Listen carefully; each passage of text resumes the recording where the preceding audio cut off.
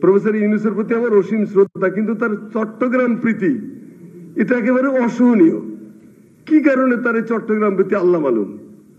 একটা মানুষ যেখানে সারা দেশের লোক তাকে রেসপেক্ট করে, উনি যা কিছু বা চট্টগ্রাম থেকে নিয়ে আসে, একেবারে গোপালগঞ্জের রোগের পাশাপাশি এটা আলোচনা করা যায় আর কি।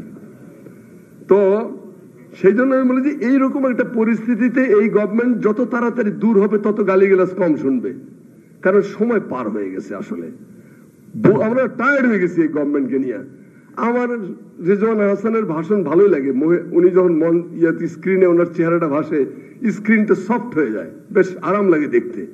মিষ্টি মিষ্টি করে কথা বলেন।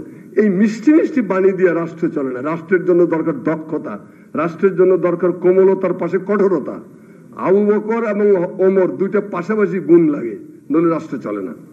যাই হোক, আমি শেষ কথা বলে আমার কথা শেষ করে দিচ্ছি। কবেল ভাই নির্দেশ করতে হবে, সেটা হলো জুলাই আন্দোলনের যারা যুক্ত ছিলেন, যে কারণে আবু সাইদরা প্রাণ দিয়েছে, 15-16 বছরের যে ত্যাগ তিতিক্ষা, বিএনপি সহ বাংলাদেশের বিভিন্ন রাজনৈতিক দলগুলোর যারা জুলাই আন্দোলনকে অনিবার্য করে তুলেছেন, তাদের উদ্দেশ্যে আমার বাণী হলো যে দেরি হয়ে গেছে অনেক জানোতা তুমি, কবে এসে ঘাটে ফিরে চলে গেছে দরিয়ার মৌসুমি।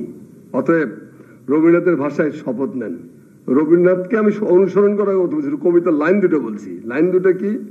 নিজেরা ঐক্যবদ্ধভাবে এই শপথটা নেন যে পাড়ি দিতে নদী ভাঙে যদি হাল, ছিন্ন নায়ের কাছি মৃত্যুর মুখে দাঁড়িয়ে জানিব তুমি আছো আমি আছি।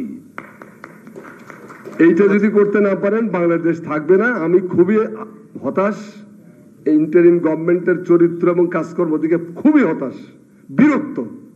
আমার মনে হয় যে আমাদেরকে বিরক্তির থেকে উদ্ধার করার জন্য হলে সরকারে চলে যাওয়া উচিত, আর দেশকে জনগণের সরকারের হাতে তুলে দিয়ে বলে বাবা আপনিও ভালো থাকুন, আমরাও ভালো থাকি। ধন্যবাদ সাহেব। আল্লাহ হাফেজ, ভালো থাকবেন সবাই।